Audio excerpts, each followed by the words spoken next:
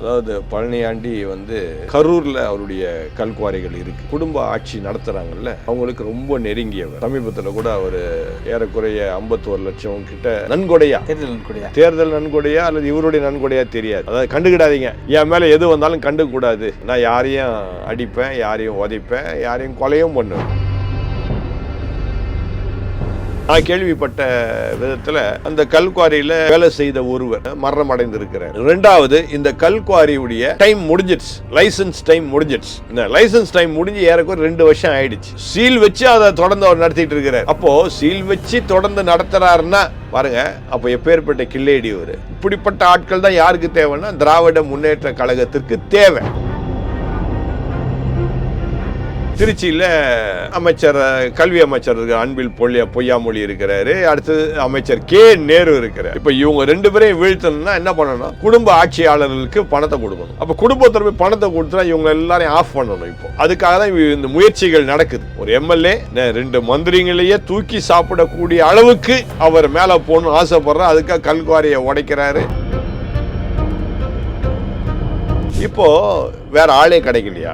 உங்களுக்கு அட்வர்டைஸ்மெண்ட்டுக்கு வேற ஆள் கிடைக்கலையா? இவங்களே கேவலமான தொழில் செய்கிறவங்க. அந்த கேவலமான தொழில் செய்கிறவங்களை கொண்டு நீங்க அரசாங்கத்தின் சார்பாக முன்னிறுத்தி மக்களிடத்திலே நீங்க எடுத்து செல்லும் பொழுது மக்களுடைய எண்ணங்கள் என்ன வரும்? அரசாங்கமே இவங்களை போட்டிருக்கிறாங்க, அப்ப ஏதோ தவறு இல்லை போல் இருக்குது. அப்ப இவங்க வைத்திருக்கின்ற மற்ற காட்சிகளையும் நம்ம பார்க்கலாம். போன்ல பார்த்து அல்லது லேப்டாப்ல பார்த்து. இப்போ அரசே இந்த பெண்ணை நல்லவங்கன்ற மாதிரி காட்சி கொடுக்கறாங்க. ஆனா அந்த பெண்ணை முழுக்க ஆபாச வீடியோகளை போட்டுட்டு இருக்கிற ஒரு பெண், அந்த பெண்ணை கொண்டு முன்னிறுத்தினா மக்கள் மத்தியிலே மனதில் என்ன ஆகும்? இப்போ அந்த பெண்ணுக்கு காசு கொடுத்தாங்களா இல்லையான்னு தெரியல. முதல் காரியம், ஏன்னா மிரட்டி கூட, ஏய் நீ நடி, இந்த மாதிரி உன்னை காட்சி நீ கொடு, இல்லைனா உன்னுடைய ஆபாச வீடு இது காட்சிகள்லாம் நாங்க ஆக்ஷன் எடுப்போன்ற மாதிரி கூட.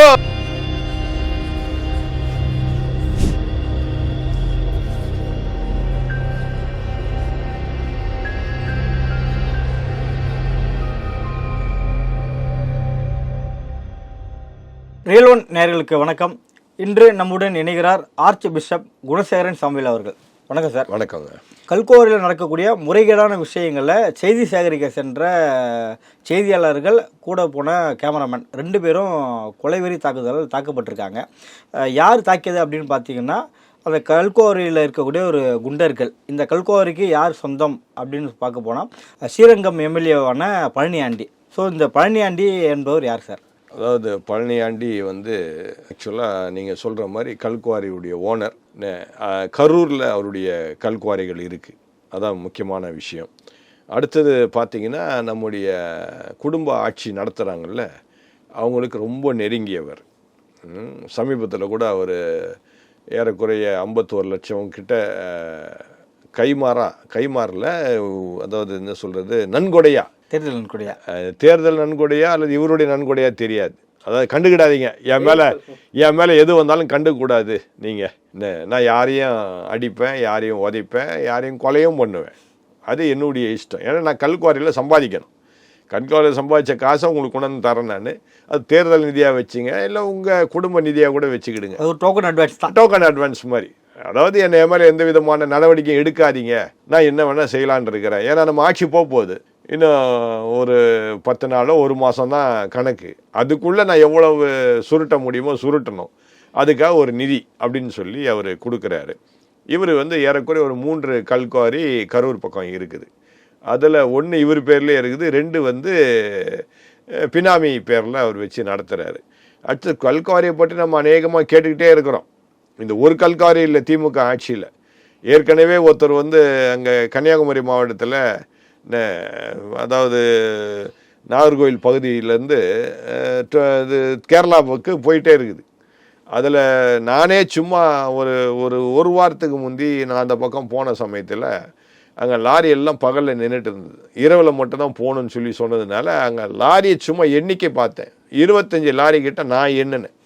அத்தனையாக நம்முடைய மந்திரி, இது பத்மநாபபுரம் எம்எல்ஏ, அந்த மந்திரிக்கு சொந்தம் கிறிஸ்தவர் அவர். அதனால் கிறிஸ்தவங்களும் அவரை நல்லவர்ன்றாங்க. ஆனால் அவர் வந்து இந்த மாதிரி கல்குவாரியில் சிக்கி இருக்கிறாரு. அவரு இடையில பதவி கூட எடுத்தாங்க, பணம் கொடுக்காதனால திரும்ப பணம் கொடுத்தவொடனே திரும்பி மந்திரி கொடுத்துட்டாங்க. அவருக்காக சப்போர்ட் பண்ணி கூட உங்கள் இதெல்லாம் பேசணும்னு நினைக்கிறேன் நான். பணம் கொடுத்தாலும் அவர் திரும்ப சேர்த்துக்கிட்டேன். அந்த மாதிரி இவர் இவர் என்ன நினச்சிருப்பாரு, ஒருவேளை அடுத்த முறை திமுக ஆட்சி வந்துச்சுன்னா நமக்கு மந்திரி ஏதாவது கொடுப்பாங்கன்னு சொல்லி இப்போவே டோக்கன் அட்வான்ஸ் கொடுக்குறாரு. ஆனால் நான் கேள்விப்பட்ட விதத்தில் அந்த கல்குவாரியில் வேலை செய்த ஒருவர் மரணம் அடைந்திருக்கிறார். அதுக்கு எந்த விதமான இதுவும் பண்ணலை. இவர் மேலே கொலை வழக்கு போட்டவுடனே இது நான் எதுவும் சம்மந்தப்பட முடியாது, தானாக அவர் செத்துட்டார், நான் போய் அவரை கொலை பண்ணலைன்ற மாதிரி இவர் தப்பிச்சிட்டார். நீதிமன்றம் இவர் தப்பிக்க வைத்தது. சரி பரவாயில்ல, ஒருவேளை அது உண்மையாக இருக்கலாம். ஏன்னா திடீர்னு கட்டடம் கட்டுறாங்க, கீழே விழுறாங்க, ஓனர் என்ன பண்ண முடியும்? சேஃப்டின்றது அங்கே சேஃப்டி இருந்தாலும் சரி. இப்போ எங்கள் வீட்டில் கூட சோலார் அமைச்சிட்ருக்குறாங்க.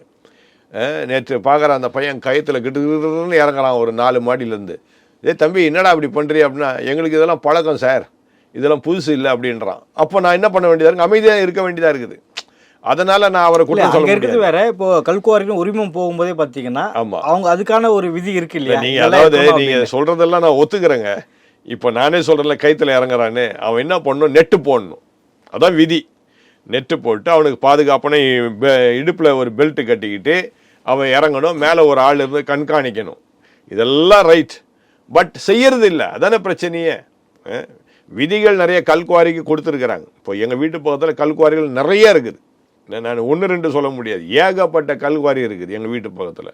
அந்த காலத்தில் பார்த்தீங்கன்னா அவன் வெடி வச்சானா கல் எங்கள் வீட்டு பக்கத்தில் வந்து விளங்குதா? ஸோ அந்த கல்குவாரினால மக்களுக்கு பெரிய ஆபத்து இருக்குது. அவங்க விதியெல்லாம் பார்க்குறதே கிடையாது, விதிமுறைகள்லாம் சும்மா. அடுத்து நீங்கள் பார்த்தீங்கன்னா கல்குவாரிக்குன்னு சொல்லி இவ்வளோதான் டெப்த்து நீங்கள் இது பண்ணலாம், இவ்வளோ ஆழம் தான் நீங்கள் உடைக்கலாம்னு சொல்லி இருக்கும். எங்கள் வீட்டு பக்கத்தில் நான் வந்து என்னுடைய 16வது வயசில் மலை மேலே போய் ஜோம் பண்ணுவேன். அந்த 16 வயசில் இருக்கும்போது நான் போய் மலை மேலே போய் ஜோம் பண்ணுவேன். அந்த மலை மேலே நின்று பார்த்தா, அந்த காலத்தில் நான் சொல்கிறேன், அந்த தாம்பரத்தில் ரோடு, சேலையூர் அந்த ரோடு அந்த பக்கம் வந்து அப்படியே அந்த கேளம்பாக்கம் வழியாக போகும். எப்போது ஒரு லாரி போகும், அவ்வளோதான். அப்படி இருந்த இடம் அது. இன்னைக்கு அந்த மலை எவ்வளோ உயரம் இருந்ததோ அதுக்கும் கீழே போயிடுச்சு ஆழமாக. மழையே இல்லை சுத்தமாங்க. அப்போது எனக்கு தெரியும், இது யாரும் எனக்கு சொல்லித்தர வேண்டியதில்லை, நான் அனுபவத்தில் பார்த்தது. ஆக கல்குவாரிக்குன்னு சொல்லி அவங்க கொடுக்கின்ற ஆழத்தை விட அதிகமாக தான் வெட்டுவாங்க. காரணம் என்னென்னா பேராசை, பெரும் நஷ்டம்னு சொல்லுவாங்கல்ல, அந்த மாதிரி பேராசை தான். தோண்ட தோண்ட தோண்ட என்ன ஆகும்னா அந்த வைரம் பாஞ்ச கல் மாதிரி இருக்கும், கண்ணங்கரேன்னு அந்த கல் ப்ளூ மெட்டல் அருமையாக இருக்கும். ஸோ இவங்களுக்கு என்ன ஆசை வரும், இந்த மாதிரி மெட்டல் கட்ஸ் நல்லா அதிகமாக பணத்தை சம்பாதிக்கலாமே அப்படின்னு வெட்டுறது. இதை யார் பார்க்கணுன்னா அரசாங்கம் தான் கவனிக்கணும். அரசாங்கத்தில் உள்ள ரெவன்யூ டிபார்ட்மெண்ட் அவங்க போய் இதெல்லாம் கண்காணிக்கணும். Forest department கண்காணிக்கணும். மாசு கட்டுப்பாட்டு வாரியம் இதை கவனிக்கணும். மாசு கட்டுப்பாட்டு வாரியம்னா இப்போ மாசுவை தப்பா நினைச்சுக்கிறாங்க, மாசு சுப்பிரமணியம் வாரியம் அதான் அப்படிதான் நினைக்கிறாங்க. ஆக இப்படி இருக்கிற சூழ்நிலையில இப்போ எம்எல்ஏ பண்றாரு, எம்எல்ஏ எப்படி போய் கேட்கறது? அதிகாரிகள் நல்லவர்களாக இருந்தாலும் கூட போய் அதை தடுக்கும்னு நினைச்சா கூட எம்எல்ஏ போய் எப்படி கேட்கறது? ஏன்னா எம்எல்ஏ பார்ப்பதற்கு எம்எல்ஏ மாதிரி இருக்க மாட்டார். அவர் நீங்கள் பார்த்தீங்கன்னா, நீங்கள் வேணால் அவர் ஃபோட்டோவை போடுங்க, அவர் பார்க்கறதுக்கு ஆள் பயங்கரமாக இருப்பார், ரவுடி மாதிரி இருப்பார் பார்க்கறதுக்கு. எப்படி மக்கள் இதை தேர்ந்தெடுத்தாங்கன்னு எனக்கு தெரியல இவரை. சரி, அதெல்லாம் போகட்டும். இப்போ நான் என்ன சொல்ல வரேன்னா, இந்த கல்குவாரி விதி மீறல் இருக்கின்றது முதல் காரியம். ரெண்டாவது, இந்த கல்குவாரியுடைய டைம் முடிஞ்சிடுச்சு, லைசன்ஸ் டைம் முடிஞ்சிடுச்சு. இந்த லைசன்ஸ் டைம் முடிஞ்சு ஏறக்குறை 2 வருஷம் ஆயிடுச்சு. ஆக இதை வந்து ரெனியூவல் பண்ணலை, ரெனியூ பண்ணவும் விட மாட்டாங்க. ஏன்னா அதுக்கு வேண்டிய காரியம்லாம் முடிஞ்சு போச்சு. இதை யாரும் தடுக்கிறதே இல்லை. சீல் வச்சு அதை தொடர்ந்து அவர் நடத்திட்டு இருக்கிறார். அப்போது சீல் வச்சு தொடர்ந்து நடத்துகிறாருன்னா பாருங்க, அப்போ எப்பேற்பட்ட கில்லேடி ஒரு. இப்படிப்பட்ட ஆட்கள் தான் யாருக்கு தேவைன்னா திராவிட முன்னேற்ற கழகத்திற்கு தேவை. மக்களுக்கு சேவை செய்கின்றவர்கள் அல்ல. நீ என்னவாது பண்ணு, எவனையாவது கொலை பண்ணு, எவனையாவது கொள்ளையாவது அடி, எங்களுக்கு வேண்டியது பணம். அதனால தான் 51 லட்சம் கொடுத்துட்டார். நமக்கு தெரிஞ்சு 51 லட்சம், தெரியாமல் எத்தனை லட்சம் போச்சோ இது வரைக்கும். இல்லைன்னா எப்படி இத்தனை நாள் அவர் அங்கே இருக்க முடியும்? சீல் வச்ச இடத்துல எப்படிங்க கல்குவாரியை தொடர்ந்து நடத்த முடியும்? ஆக ஏதோ ஒரு காரியம் அங்கே இருந்திருக்கு. ஆனால் இதை போய் பத்திரிகையாளர்கள் போய் அங்கே போகும்பொழுது அவர்களை அடிப்பது, உதைப்பது என்பது ஒரு மனுஷத்துக்கு அழகல்ல. ஒரு மனுஷ ரீகமாக நம்ம பார்க்கணும். பத்திரிகை சுதந்திரம் எல்லாருக்கும் இருக்குது. என்னை வந்து திடீர்னு ரோட்டில் மறித்து என்னங்க நீங்கள் உண்மையான ஆன்மீகவாதியா இல்லையான்னு கேட்டால் நான் பதில் சொல்லி தான் ஆகணும். ஏன்னா பத்திரிகையாளர் அவர், நான் அவருக்கு உரிமை இருக்குது கேட்கறதுக்கு. நான் ஏங்க உங்களுக்கு பதில் சொல்லணும்னு நான் சொல்கிறதுக்கு நான் இல்லை. அப்போ நான் பொதுவான மனிதனே கிடையாது. ஆனால் இந்த தாக்குதல் குறித்து எம்எல்ஏ பழனியாண்டி அவர்களும் திமுக தரப்பும் பார்த்தீங்கன்னா எந்த ஒரு அறிக்கையும் அது குறித்து எந்த ஒரு விஷயத்தையுமே வெளியிடல. எப்படிங்க வெளியிடுவாங்க? நீங்கள் எப்படி வெளியிடுவாங்க நீங்கள் நினைக்கிறீங்க? அவங்க ஆட்சிங்க, அவங்க ஆட்சி. அதாவது இவங்க, அதாவது யார் கேட்கணும் இவங்கள? முதலமைச்சர் கேட்கணும், அது சம்மந்தப்பட்ட மந்திரி தான் என்னப்பான்னு கேட்கணும். இங்கே தான் கட்டிங் போதே, பணம் தானாக போயிட்டே இருக்குது. யார் கேட்பா கேள்வி? அவங்களுக்கு வேண்டிய பணம் மட்டும் தானுங்க. திருச்சியில் அமைச்சர், கல்வி அமைச்சர் அன்பில் பொய்யாமொழி இருக்கிறாரு. அடுத்து அமைச்சர் கே நேரு இருக்கிறார். இப்போ இவங்க 2 பேரையும் வீழ்த்தணும்னா என்ன பண்ணணும்? குடும்ப ஆட்சியாளர்களுக்கு பணத்தை கொடுக்கணும். அப்போ குடும்பத்தில் போய் பணத்தை கொடுத்துனா இவங்க எல்லாரையும் ஆஃப் பண்ணணும். இப்போ அதுக்காக தான் இந்த முயற்சிகள் நடக்குது. ஒரு எம்எல்ஏ 2 மந்திரிங்களையே தூக்கி சாப்பிடக்கூடிய அளவுக்கு அவர் மேலே போகணும்னு ஆசைப்படுறார். அதுக்காக கல்குவாரியை உடைக்கிறாரு. கல்குவாரிக்கு நான் என்ன நினைக்கிறேன், எனக்கு இன்னொரு சந்தேகமும் வருது. இப்போ அங்கே லோக்கலில் இருக்க கலெக்டர் என்ன பண்ணுறார்? கலெக்டர் சீல் வைக்கிறார். நீதிமன்ற உத்தரவோடு நிச்சயம் சீல் வச்சுருப்பார் கலெக்டர் தான். நான் சொல்கிறேன்னா, எங்கள் அப்பா வந்து கலெக்டரேட்டில் ஒர்க் பண்ணவங்க. அதனால் எங்கள் அப்பா எங்கெல்லாம் சீல் வச்சாங்க, என்னென்ன பண்ணியிருக்கேன் வந்து சொல்லுவாங்க. எத்தனை பேர் எங்கள் அப்பாவை அடித்து விரட்டி இருக்கிறாங்கன்னு எனக்கு தெரியும். எங்கெல்லாம் எங்கள் அப்பா பாவம் பயந்து ஓடி வந்திருக்காங்க எனக்கு தெரியும். ஆனால் இந்த கலெக்டர் தெரிஞ்சும் காவல்துறையை வைத்து என்ன பண்ணியிருக்கலாம்? போய் அங்கே வந்து தடுத்து நிறுத்தியிருக்கலாம். அவர் அமைதியாக இருந்திருந்தால் அப்போ என்ன அர்த்தம்? அந்த கலெக்டர் தான் சரியில்லைன்னு அர்த்தம். அது கலெக்டர் ரொம்ப நல்லவராக இருந்தா, ஆட்சியாளர்கள் சொன்னதுனால கலெக்டர் தடுக்கவில்லைன்ற மாதிரி குற்றச்சாட்டு நம்ம வைக்கலாம், எப்படி வேணாலும் வைக்கலாம். ஆனால் ஆக மொத்தத்தில் 2 மந்திரிகளையே வீழ்த்தி விட்டு தான் பெரிய ஆளாக வேண்டும் என்பதற்காக பொதுவான இருக்கின்ற கல்குவாரியை அவர் வெட்டி பணம் சம்பாதித்து குடும்ப ஆட்சியாளருக்கு கொடுப்பது என்பது ஒரு சகஜ வாழ்க்கையாக அவர் நடத்தி கொண்டிருக்கின்றார். இதை யார் கேட்பது? சரி, தவறு நீங்கள் செய்கிறீங்க, அதை பத்திரிகையாளர் வந்து கேட்குறாங்கன்னா, எப்பா இதெல்லாம் நீ போடாத, இது என் தனிப்பட்ட வாழ்க்கையினுடைய இது, ஏதாவது ஒன்று சொல்லி வெளியே அனுப்பிச்சிடணும். அதுக்காக நீ அடிப்ப உதைப்பண்ணா அப்போ நீங்கள் தொடர்ந்து இப்படி தான் பண்ணிகிட்டே இருக்க போகிறீங்களா உங்கள் ஆட்சியில்? அதனால தான் மக்களே உங்களை பார்த்து நான் சொல்லக்கூடிய ஒரே ஒரு காரியம், வருகின்ற சட்டசபை தேர்தலில் தயவு செய்து நல்ல ஆட்சி நமக்கு வேணும், மக்கள் ஆட்சி நமக்கு வேணும். ஆக இதை நீங்கள் புரிந்து கொண்டு நடந்து கொண்டால் எனக்கு ரொம்ப ரொம்ப சந்தோஷமாக இருக்கும். மாணவிகளுக்கு ஹெச்பி விழிப்புணர்வு குறித்து ஒரு வீடியோ அரசு தரப்பில் வெளியிடப்பட்டது. அதில் பார்த்தீங்கன்னா ஆபாச வீடியோக்களை முன்னிறுத்தி வைக்கக்கூடிய ஒரு சோசியல் மீடியாவில் இருக்கக்கூடிய ஒரு பெண்ணை வச்சு தான் எடுத்திருக்காங்க. இது வந்து மிகவும் ஒரு கேள்விக்குறியாக இருக்குது. யாரெல்லாம் வைத்து விழிப்புணர்வு வீடியோ எடுக்கக்கூடாதோ அவர்களை முன்னிலைப்படுத்தி வீடியோ வந்து இங்கே எடுக்கப்பட்டு இருக்குது.